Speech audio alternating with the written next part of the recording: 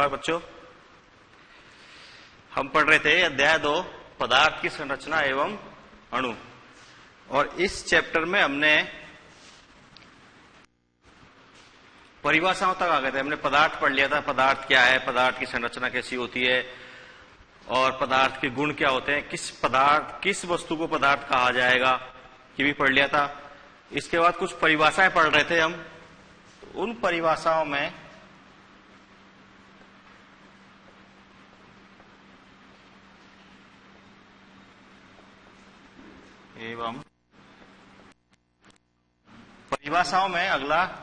अगली परिभाषा है अपनी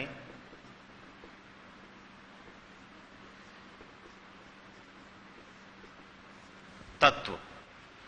अगली परिभाषा है तत्व।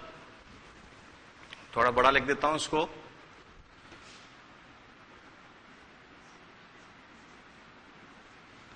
तत्व, देखिए तत्व क्या होता है। परमाणु हमने पढ़ लिया था। परमाणु क्या है? पदार्थ का सबसे छोटा कण जिसे आगे विभाजित नहीं किया जा सके, वो परमाणु है। परमाणु की डाल्टन की जो परिकल्पना थी वो भी हमने पढ़ ली थी। इसके बाद पढ़ेंगे हम तत्व क्या है। तत्व क्या है? देखो, एक ही प्रकार के परमाणुओं का समूह।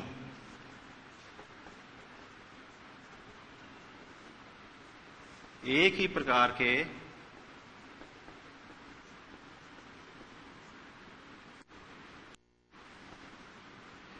परमाणुओं का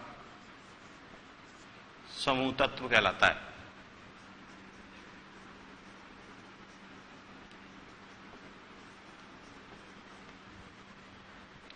यह तत्व की परिभाषा। एक ही प्रकार के परमाणु, उस तत्व में जो भी परमाणु होने चाहिए वो सभी एक प्रकार के होने चाहिए। उदाहरण देखा जाए जैसे लोहा, आयरन। लोहा सिंबल Fe होता है। लोहा Fe क्या है? एक तत्व है। इसमें Fe के जो परमाणु हैं वो सब एक ही प्रकार के परमाणु इसके अंदर उपस्थित हैं। और देखिए जैसे तांबा, कॉपर,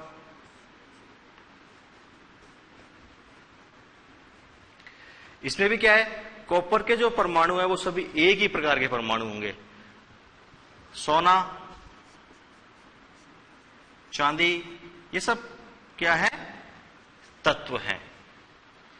अब तक हमारे वैज्ञानिकों ने कुल 118 तत्वों की खोज की जा चुकी है। 118 तत्व खोजे जा चुके हैं।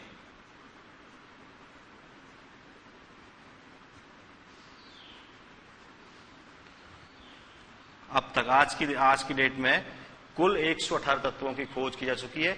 इन सभी तत्वों को एक टेबल में व्यवस्थित किया हुआ है। उस टेबल को बोलते हैं आवर्त सारणी। सभी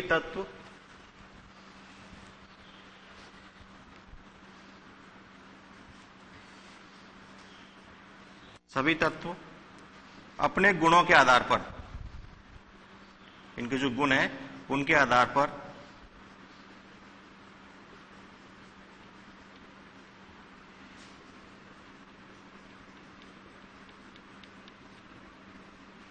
आवर्त सारणी में व्यवस्थित हैं। आप अगली क्लास में जाओगे तो इस आवर्त सारणी को पढ़ोगे। 10वीं क्लास में है आवर्त सारणी, वहां पढ़ोगे आवर्त सारणी क्या है, कितने तत्वों को उसमें व्यवस्थित किया गया है, किन गुणों के आधार पर किया गया है, वो सब 10वीं क्लास में जाके पढ़ोगे। यहां आप इतना ध्यान रखें कि जो 118 तत्व खोजे गए हैं, इन सभी तत्वों को आवर्त सारणी में व्यवस्थित किया गया है, जिससे इनको याद करना आसान होता है और इनके गुणों का अध्ययन करना भी आसान होता है। लिख लें इसको।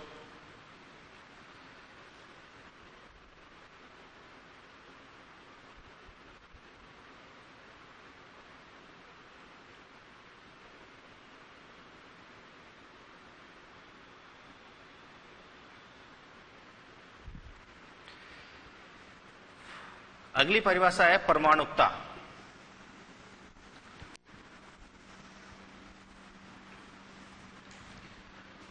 परमाणुकता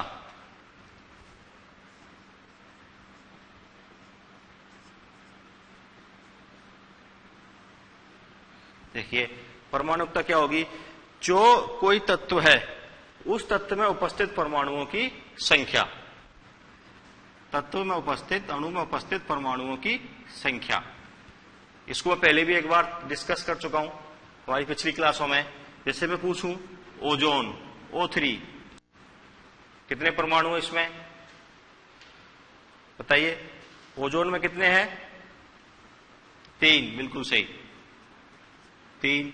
हीलियम, हीलियम में कितने हैं? He, कितने दिख रहे हैं बताइए?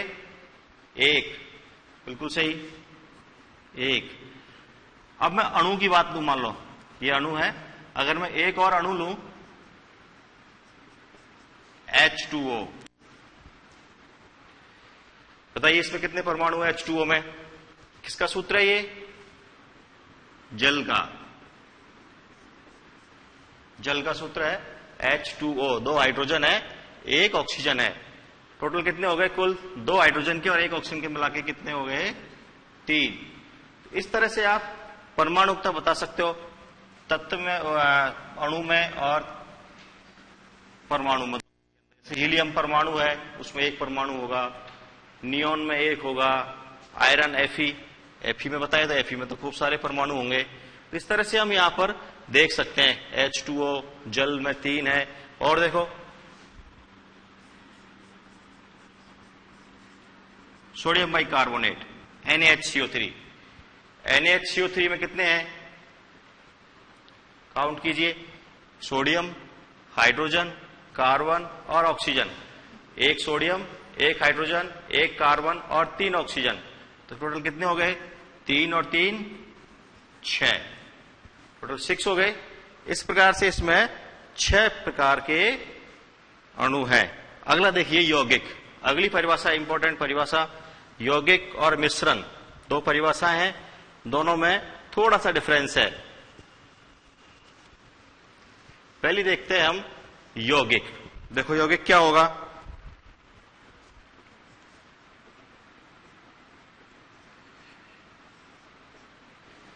दो या दो से अधिक तत्वों के परमाणु,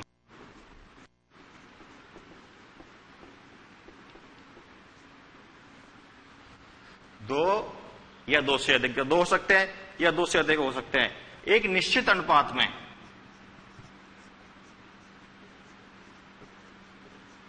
अनुपात, या ये बात बहुत जरूरी है, एक निश्चित अनुपात में संयोग करके, एक निश्चित अनुपात में रासायनिक संयोग करेंगे। संयोग कौन सा होगा? रासायनिक। रासायनिक संयोग करके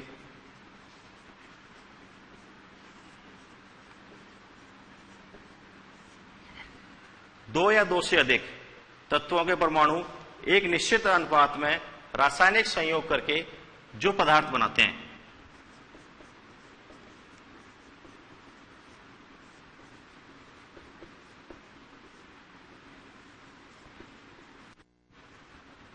उसे क्या कहते हैं? यौगिक। या ध्यान रखने की चीजें हैं दो। एक तो दो या दो से अधिक होंगे तत्वों के परमाणु निश्चित अनुपात में। अनुपात कैसा होगा? निश्चित। और रासायनिक संयोग होगा उनके अंदर, रासायनिक अभिक्रिया होगी। रासायनिक अभिक्रिया में क्या होगा? बंधों का पुनर्संयोजन होगा। और रासायनिक अभिक्रिया करने के बाद जो नए पदार्थ बनेंगे वो नए पदार्थ क्या कहलाएंगे? यौगिक कहलाएंगे। उदाहरण बहुत ही सिंपल उदाहरण लेता हूं मैं। सबसे पहले उदाहरण लिया मैंने जैसे H2O का। कैसे बनता है ये? हाइड्रोजन गैस, हाइड्रोजन के परमाणु प्लस ऑक्सीजन के परमाणु, H2 प्लस O2, और दोनों मिलकर क्या बना लेंगे? संतुलित करने के लिए देखो, इधर एक ऑक्सीजन है, इधर दो हाइड्रोजन है, इधर दो हाइड्रोजन, इधर ऑक्सीजन दो, तो इधर यहां मैं दो लगा दूंगा और यहां पर दो लगा दूंगा, तो ये संतुलित हो जाएगा। हाइड्रोजन, ऑक्सीजन दोनों ने क्या की? देखो, दो या दो से अधिक तत्वों के परमाणु, हाइड्रोजन के परमाणु, ऑक्सीजन के परमाणु, दोनों आपस में मिले, रासायनिक अभिक्रिया हुई और क्या बन गया? H2O, नया यौगिक प्राप्त हो गया। इसमें क्या होगा? इसमें एक चीज और ध्यान रखने की है कि इसका जो सूक्ष्मतम यौगिक का जो सूक्ष्मतम अणु होगा उसमें इन तत्वों के गुण पाए जाएंगे। दोनों के गुण उसके अंदर होंगे। H2O में हाइड्रोजन के गुण और ऑक्सीजन के गुण दोनों के गुण पाए जाते हैं इनके अंदर। और कोई उदाहरण, जैसे देखो N2 plus H2 is equal to NH3। Nitrogen और हाइड्रोजन दोनों गैस हैं, ये भी गैस और ये भी गैस, यहां पर बन रही है। इसमें देखो ये गैस G4 गैस के लिए लिखा जा रहा है और यहां पर बन रहा है ये लिक्विड L लिया मैं लिक्विड, लिक्विड होता है तरल।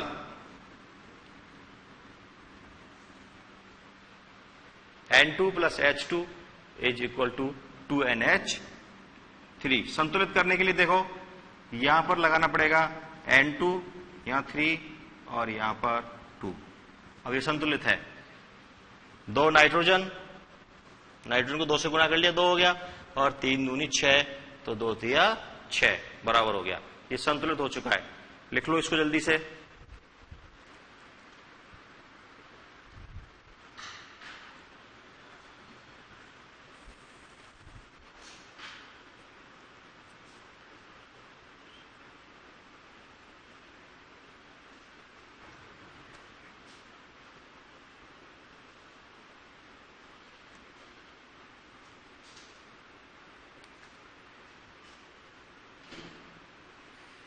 अगला इसका एक गुण लिखिए। यौगिक के जो तत्व हैं, यौगिक के तत्वों को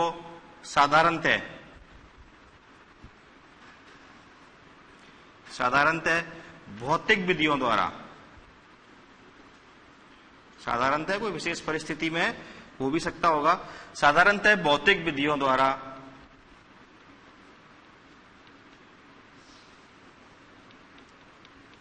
पृथक नहीं कर सकते।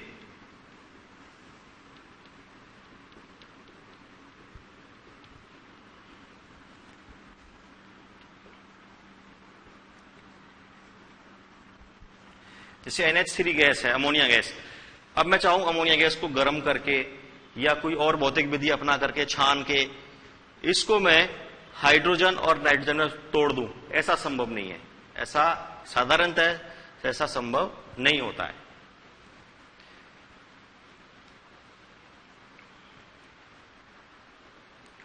अगला देखिए मिश्रण।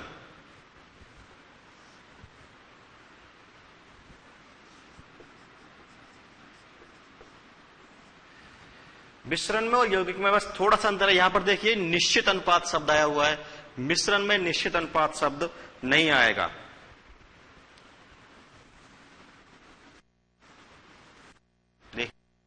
मिश्रण की परिभाषा क्या होगी? 2 या 2 से अधिक तत्वों या यौगिकों को अनिश्चित अनुपात में मिलाने पर।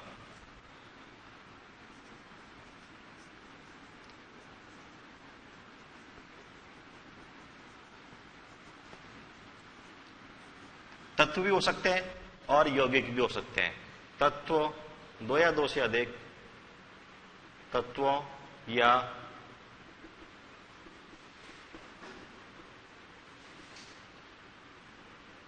या यौगिकों को अनिश्चित अनुपात, यहां कोई फिक्स नहीं है कि हमें कितना क्या मिलाना है, अनिश्चित अनुपात में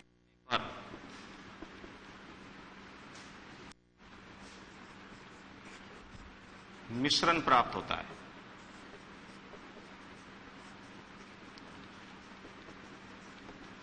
बस इसी का अंतर है। वहां अनुपात कैसा था? निश्चित, यहां पर अनुपात अनिश्चित। देखो वहां अनुपात निश्चित कैसे था? ये उदाहरण यौगिक के लिखे हुए हैं। हाइड्रोजन H2 2 और ऑक्सीजन 1, 2:1 में मिलाया हमने। 2 हाइड्रोजन और 1 ऑक्सीजन, दोनों को 2:1 में मिलाया तो हमें क्या मिला? H2O का यौगिक। यहां पर भी देखें आप, H2O का अनुपात 2:1 ही मिलेगा आपको। यहां से देखिए ये संतुलित था, ये हटा दिया मैंने। देखिए के 2 परमाणु और ऑक्सीजन का 1 परमाणु, वही अनुपात मिलेगा जो अनुपात यहां था, सेम अनुपात रहेगा। इसका जो मूल अनुपात है, मूल अनुपात हमेशा निश्चित रहेगा। NH3 में देखा जाए, NH3 में देख लो, नाइट्रोजन। देखिए मैं पूरा सॉल्व करके देख लेता हूं। यहां मैंने 1 लगा लिया 2 गुना 1 किया, कितना आया 2। यहां पर 3 गुना 2 किया, कितना आया 6। 2 6 सॉल्व, इसको सरल किया, 2 6 अनुपात 1:3। 1:3 का अनुपात आ रहा है। ये ऐसा ही वहां देखते हैं। देखिए ये संतुलित करने के लिए दो, इसको हटा भी सकते हैं और मैं दोनों तरह से करके दिखा देता हूं आपको। देखिए नाइट्रोजन पहले तो बिना इसके ले रहा हूं, बिना 2 के, 2 को मैंने हटाया थोड़ी देर के लिए। नाइट्रोजन 1, हाइड्रोजन 3, 1:3, सीधा सीधा 1:3 आ गया। यहां पर भी कितना था 1:3। ये मूल अनुपात है, समान है दोनों में। अब मैं 2NH3 लेके देख रहा हूं, 2NH3। देखिए नाइट्रोजन के यहां पर 1 है, जहां कोई संख्या नहीं होती वहां 1 लिया जाता है। यहां 1, तो 1 × 2 2 अनुपात 2 × 3 × 2 6। सॉल्व किया इसको 1:3। देखिए मूल अनुपात सेम। ये जो हमने यौगिक लिखा है उस यौगिक का लक्षण है। ये यौगिक में जो तत्व हमने लिए गए उनका अनुपात हमेशा निश्चित रहेगा, उनका अनुपात नहीं बदलेगा। इसलिए बोलते हैं निश्चित अनुपात, वहां बोला था। और अब मिश्रण में हम बोल रहे हैं अनिश्चित अनुपात। यहां पर कुछ भी निश्चित नहीं है, कितना किसी में कुछ भी मिला दें। उदाहरण जैसे मैंने मिट्टी में मिला दिया नमक, मिट्टी के अंदर नमक मिलाया, तो वहां पर कोई अनुपात निश्चित नहीं है और ना ही कोई रासायनिक संयोग है, ना ही कोई रासायनिक संयोग। इसमें अगला गुण क्या होगा इसका, इसमें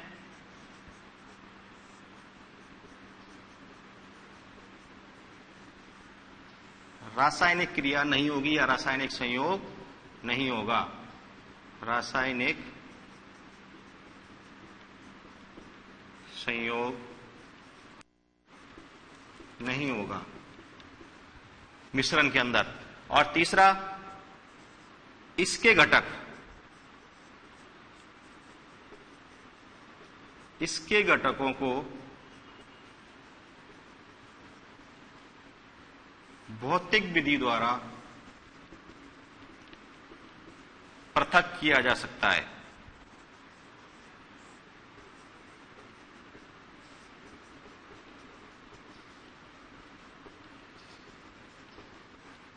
इसके घटकों को भौतिक विधि द्वारा पृथक किया जा सकता है।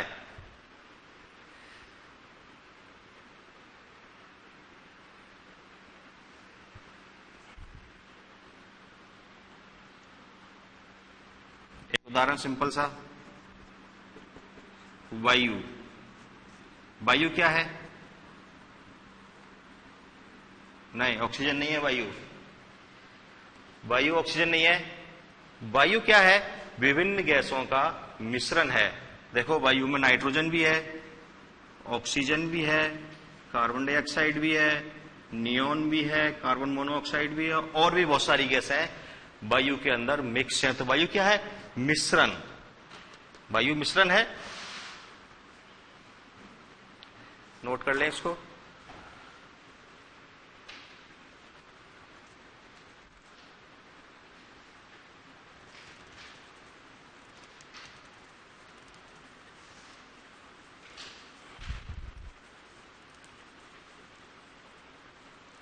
नोट कर लिया। अब देखिए मिश्रण के प्रकार, मिश्रण के प्रकार अभी पढ़ेंगे हम छोटे से ब्रेक के बाद।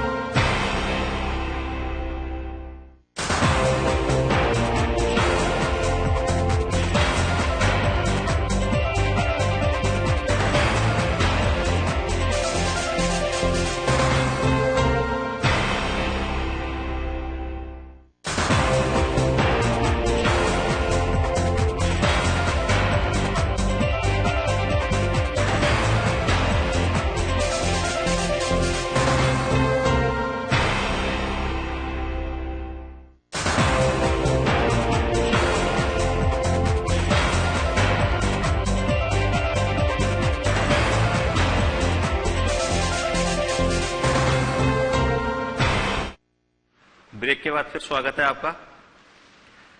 ब्रेक से पहले हमने मिश्रण पढ़ा, यौगिक पढ़ा, यौगिक के बाद मिश्रण पढ़ा, मिश्रण की परिभाषा और मिश्रण के उदाहरण। अब आते हैं मिश्रण के प्रकार। देखो, मिश्रण दो प्रकार का होता है। मिश्रण दो प्रकार का हो सकता है। पहला है समांगी मिश्रण, समांगी, और दूसरा होगा विषमांगी मिश्रण। नाम से कुछ पता लग रहा है, समांगी मिश्रण और विषमांगी मिश्रण।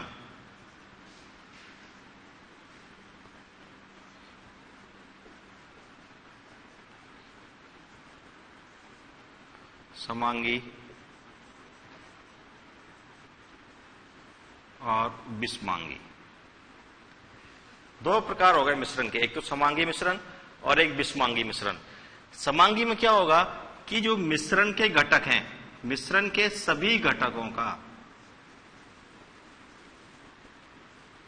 मिश्रण के सभी घटकों की भौतिक अवस्था समान होगी।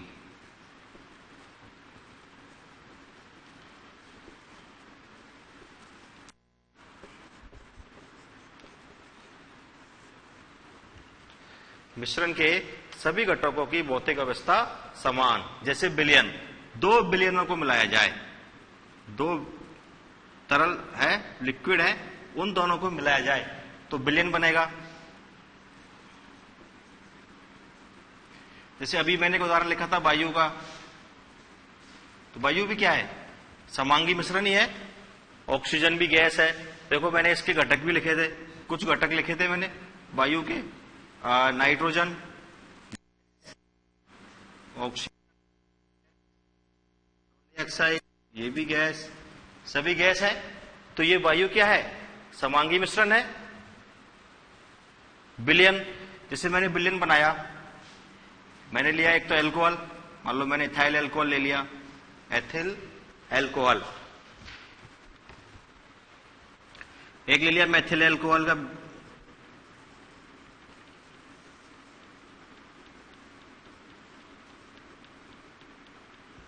एक ले लिया इथाइल एल्कोहल,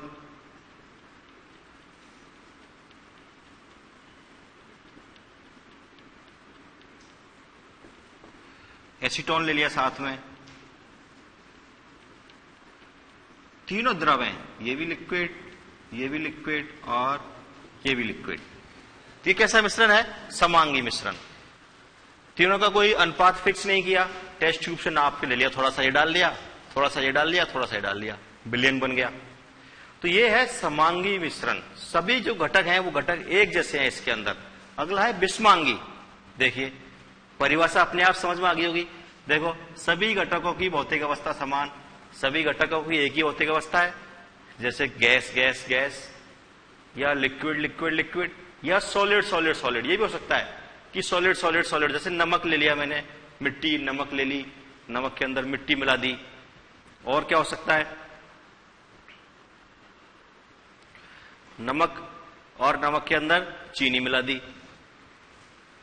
घरेलू उदाहरण, बिल्कुल नमक में चीनी मिलाई। देखो, नमक भी सॉलिड,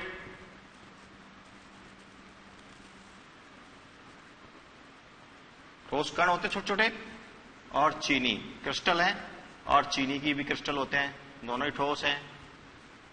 समांगी मिश्रण हो गया, दोनों को मिक्स कर लिया। मिट्टी में नमक मिला दिया, मिट्टी में चीनी मिला दी, और कोई तीसरी चीज मिला दी, ऐसी चौक पाउडर मिला दिया। सब क्या है, समांगी मिश्रण। आपको चीज समझ में आ जानी चाहिए, समांगी, समान समान अंग उसके। अगर सिंपल अपन देखें तो उसके समान अंग हो, जो घटक है वो समान हो। विषमांगी, उसके जो अंग है, जो घटक है, वो कैसे हो, अलग अलग तरह के हों। अलग अलग, जैसे अवयव जो होंगे, उसके अवयवों की भौतिक अवस्था अलग अलग होगी। अगर मैं लिखूं इसको तो कैसे लिखूंगा कि इसके घटक, जो सभी घटक होंगे, सभी घटकों की, इसकी सेम भाषा में लिख देता हूं, भौतिक अवस्था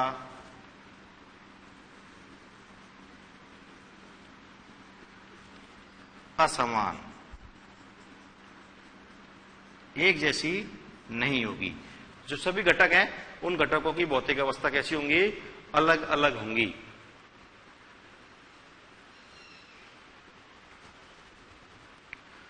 इसके उदाहरण अगर मैं लिखूं तो देखिए धुआं,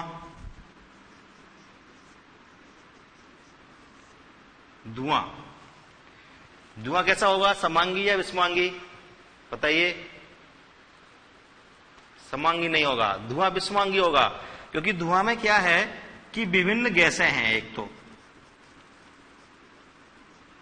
विभिन्न gas, carbon dioxide, carbon monoxide, nitrogen के ऑक्साइड भी है, कुछ विभिन्न गैस हैं, और उसके अंदर कार्बन के कण भी हैं, कार्बन के सूक्ष्म कण भी हैं।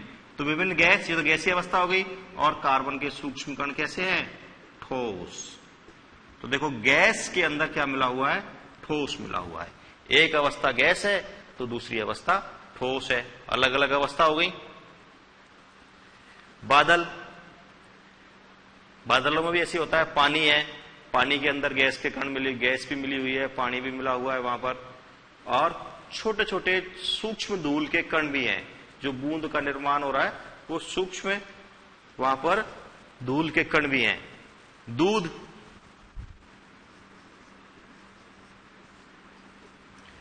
दूध आप सब जानते हैं, दूध कैसा होता है, समांगी या विषमांगी?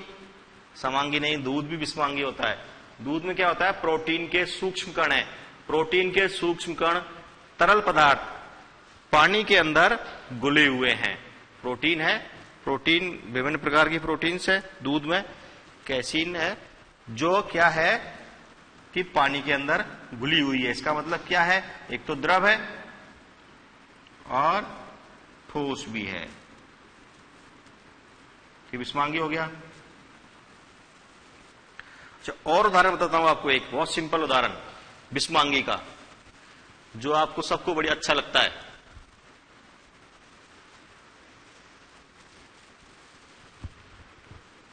देखिए कोल्ड ड्रिंक, सबको अच्छा लगता है कोल्ड ड्रिंक पीने में, गर्मियों में ठंडा ठंडा। देखो कोल्ड ड्रिंक में क्या होता है, तरल पदार्थ होते हैं, तरल पदार्थ है, चीनी है, कुछ केमिकल्स भी होते हैं। उन तरल पदार्थों के अंदर क्या घुली हुई है, गैस। तरल पदार्थों के अंदर गैस घुली हुई है, इसका मतलब द्रव है वहां पर, और द्रव के साथ क्या है, गैस भी है। तो कैसा हो गया, ये विषमांगी हो गया। एक जैसा नहीं हुआ, अलग अलग हो गई। एक भौतिक अवस्था अलग है तो दूसरी भौतिक अवस्था अलग है। कौन सी गैस होती है, अधिक मात्रा में होती है कार्बन डाइऑक्साइड, CO2 गैस अधिक मात्रा में होती है, उसमें घुली हुई कोल्ड ड्रिंक के अंदर। तो ये है मिश्रण की अवस्थाएं, समांगी मिश्रण और विषमांगी मिश्रण। ये आप नोट कर लिया होगा।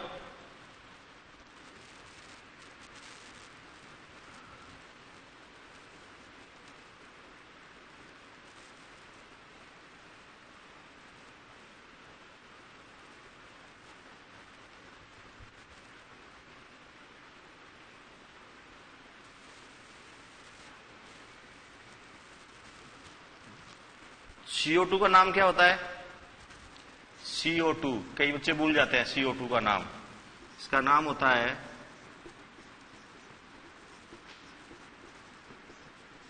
Carbon dioxide.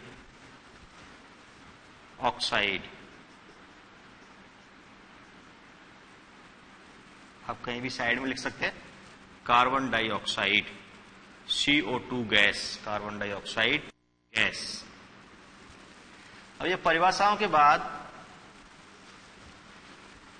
अगला इस चैप्टर का हमारा अगला पॉइंट है अवस्था परिवर्तन। अगला है अवस्था परिवर्तन।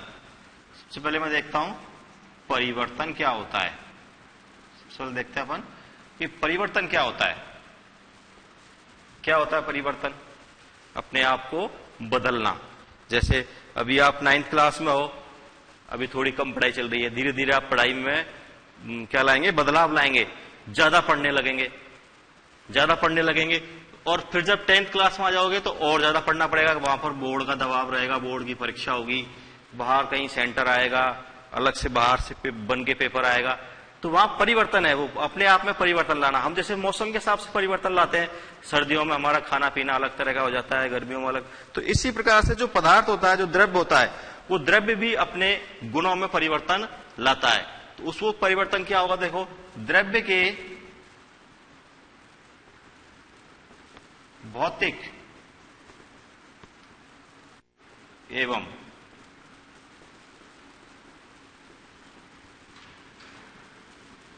रासायनिक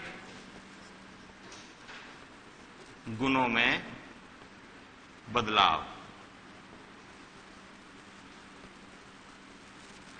क्या कहलाता है, परिवर्तन।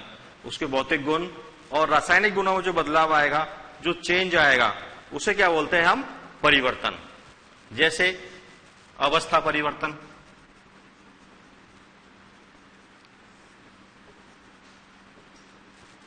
अवस्था परिवर्तन उदाहरण देखा जाए, जैसे कोई ठोस है, वो ठोस बदल जाए द्रव में, द्रव बदल जाए गैस में, या उल्टा हो जाए, गैस बदल जाए ठोस में, सीधा ही ठोस में बदल गया, द्रव अवस्था ही नहीं। ये क्या है, अवस्था परिवर्तन। दूसरा क्या हो सकता है, रंग परिवर्तन, कोई रंग में परिवर्तन आ जाए, पदार्थ का रंग बदल जाए। और क्या हो सकता है, गंध बदल जाए, पहले उसकी गंध अलग थी और अब उसका गंध कुछ अलग हो जाए। जैसे गंध का उदाहरण देखिए, बहुत अच्छा उदाहरण है, और 10वीं क्लास में परीक्षा में बहुत पूछा जाता था पिछली साल तक। अब किताब बदल गई है तो थोड़ा सा बदलाव आ जाएगा उसमें।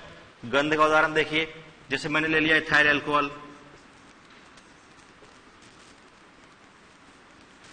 और इथाइल अल्कोहल के साथ मैंने मिलाया एसीटोन, दोनों को मिला करके बन गया एस्टर। एक रासायनिक परिवर्तन है।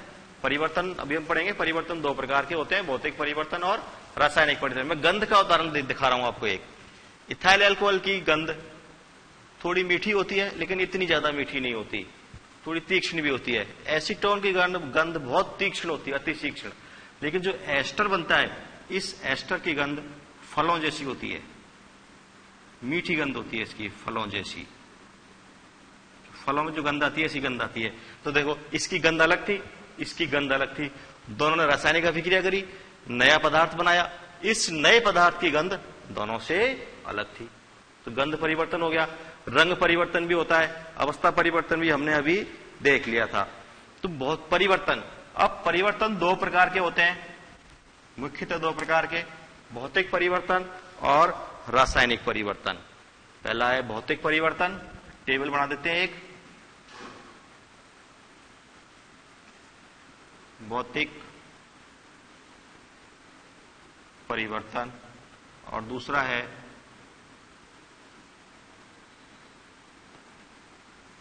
रासायनिक परिवर्तन। देखिए, सबसे पहले तो भौतिक और रासायनिक अवस्थाएं क्या होती हैं। भौतिक अवस्था और रासायनिक अवस्था थोड़ा सा बता देता हूं मैं। देखिए, भौतिक अवस्था,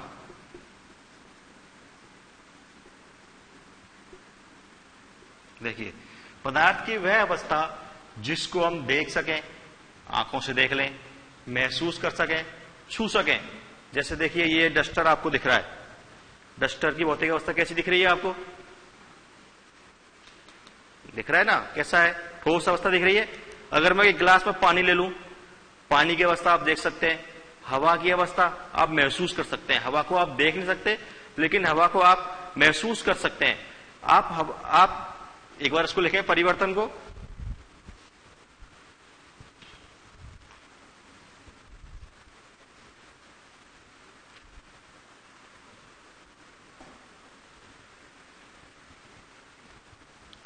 देखिए आप लिखा द्रव्य के भौतिक और रासायनिक गुणों में बदलाव। जैसे आपने देखा ठोस द्रव, देखिए मैं एक गिलास लिया मैंने और इसके अंदर क्या डाला मैंने, पानी डाल रहा हूं मैं। कैसी अवस्था है इसकी, दिख रही है आपको आंखों से, बिल्कुल क्लियर दिख रही है, द्रव है। मैं इसको हिला के देखता हूं, देखो द्रव अवस्था, हिल रहा है आराम से। तो ये क्या है, द्रव अवस्था। बहुत, ये ठोस, द्रव, गैस। गैस को हम देख तो नहीं सकते, लेकिन महसूस कर सकते हैं। गैस को आप आराम से महसूस कर लेते हो, गर्म ठंडी हवा है, गर्म हवा है, कैसी है। तो ये अवस्था ये तो होती है उसकी पदार्थ की भौतिक अवस्थाएं, जैसे ठोस है, या वो द्रव है, या वो गैस है। अगली होती है उसकी रासायनिक, जो उसके रासायनिक गुण है। रासायनिक गुण क्या है? भौतिक अवस्था, और भौतिक अवस्था में हमने पढ़े भौतिक गुण। इसके बाद रासायनिक गुण क्या होते हैं? देखिए, रासायनिक गुणों को हम देख नहीं सकते, हम इनको देख नहीं सकते, इनको महसूस भी नहीं कर सकते। रासायनिक गुणों को हम रासायनिक गुणों का क्या कर सकते हैं? परीक्षण ही कर सकते हैं। रासायनिक विधियों द्वारा उनका परीक्षण किया जा सकता है, उनको देख और महसूस नहीं कर सकते। जैसे H2O की H2O की संरचना इस तरह की होती है, यहां पर एक बंद कौन है, या कि दो इसके एकाकी इलेक्ट्रॉन युग्म होते हैं, यहां पर ये दो बंद बने हुए हैं, 2 इलेक्ट्रॉन के द्वारा, इधर 2 इलेक्ट्रॉन के द्वारा। तो इसको हम क्या कर सकते हैं? सिर्फ परीक्षण ही कर सकते हैं कि इसके अंदर 2 बंद है या नहीं, इसके पास 2 लॉन पेयर है या नहीं, इसके पास एक ऑक्सीजन है भी या नहीं। सबसे पहले तो यही बात कि ये ऑक्सीजन है भी या नहीं इसके पास, ये इसका रासायनिक गुण है। यहां पर हाइड्रोजन है या नहीं, 2 हाइड्रोजन है, दो है या एक है, ये भी हम क्या कर सकते हैं? ये हम रासायनिक परीक्षण ही कर सकते हैं। इसको हम देख सकते हैं कि H2 ऐसा है, कभी नहीं दिखता। आपने देखा होगा पानी, अभी दिखाया था मैंने पानी, क्या इसमें कहीं आपको दिख रहा है हाइड्रोजन? नहीं दिख रहा, ऑक्सीजन भी नहीं दिख रहा। तो ये इसका रासायनिक गुण है, इसको हम आंखों से नहीं देख सकते। तो ये भौतिक गुण या भौतिक अवस्था और रासायनिक अवस्था या रासायनिक गुण। अब देखते हैं परिवर्तन, भौतिक परिवर्तन। देखो भौतिक परिवर्तन क्या होता है? ऐसा परिवर्तन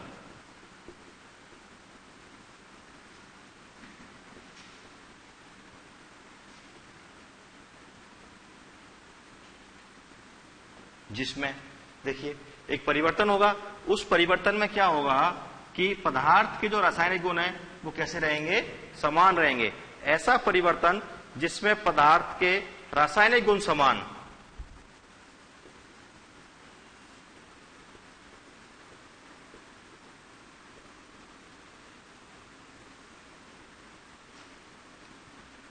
रासायनिक गुण समान रहते हैं। और क्या होगा? भौतिक गुण क्या हो जाएंगे? उसके बदल जाएंगे।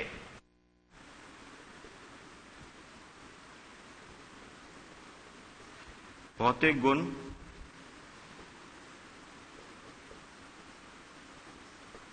बदल जाते हैं। भौतिक परिवर्तन। रासायनिक परिवर्तन में क्या होगा? देखिए, इसको लिख लें पहले आप।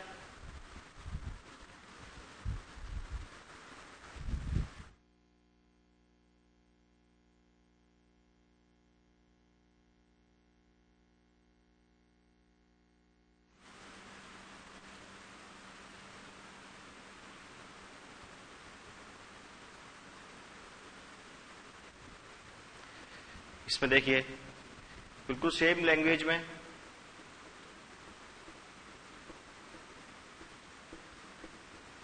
ऐसा परिवर्तन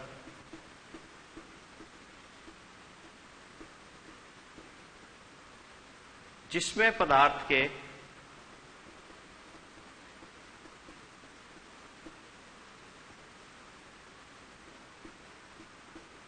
रासायनिक गुण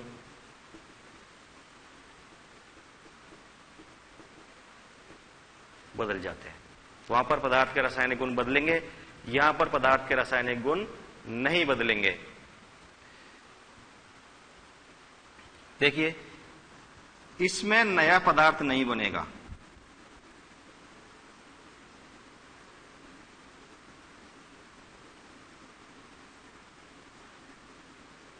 इसमें क्या होगा? नया रासायनिक पदार्थ बनेगा।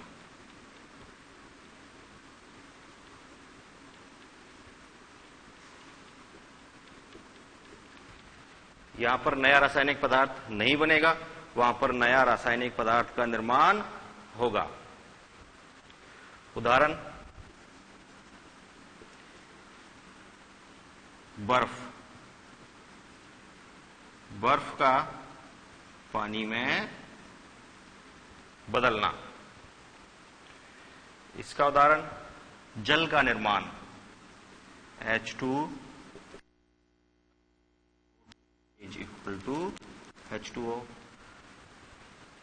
ये जो रासायनिक परिवर्तन है ये उत्क्रमणीय हो सकता है, उत्क्रमणीय अधिकांशतः होते ही हैं, और ये अनुत्क्रमणीय होगा।